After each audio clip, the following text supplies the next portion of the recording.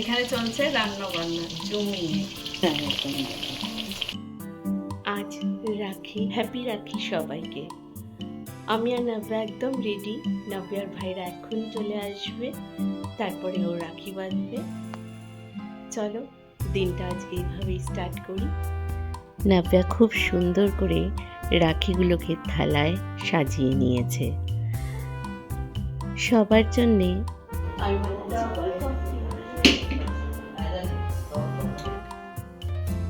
এখানে সবার গল্প চলছে।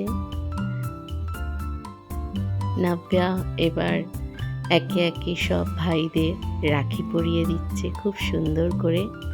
এটা একটা খুব সুন্দর মুহূর্ত। আমরা যারা বাইরে থাকি এই দিনগুলোতে নিজের ভাইদের খুবই মিস করি, কিন্তু চাকরি সূত্রে বাইরে থাকার জন্যে কোনো উপায় নেই। নাব্যা ওর দাদাকে খুবই মিস করছে। পড়ার সূত্রে ওর দাদাও আজকে কলকাতাতেই আছে।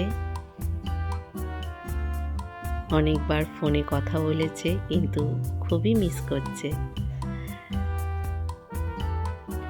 স্ন্যাক্স লাগিয়ে দিলাম, সবাই স্ন্যাক্সটা আগে খেয়ে নিক।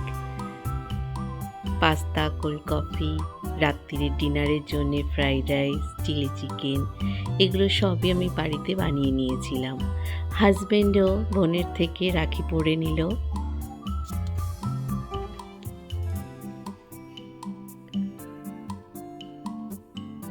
এইসব দিনগুলোতে আমরা একে অপরের সাথে দেখা করবার সুযোগ পাই, না হলে এত ব্যস্ত লাইফ আমাদের সবারই।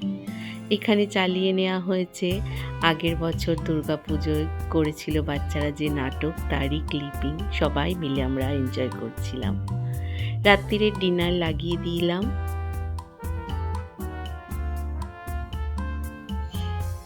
গল্প, খাওয়া দাওয়া, খুব এনজয় করছি আমরা সবাই। খুব ভাল লাগছে দিনটা একসাথে সবাই থাকতে পেরে। এখানে গুপচুপ গল্প আর দাদা ভাইকে বারবার ফোন করে দাদা ভাইয়ের খবর নেওয়া।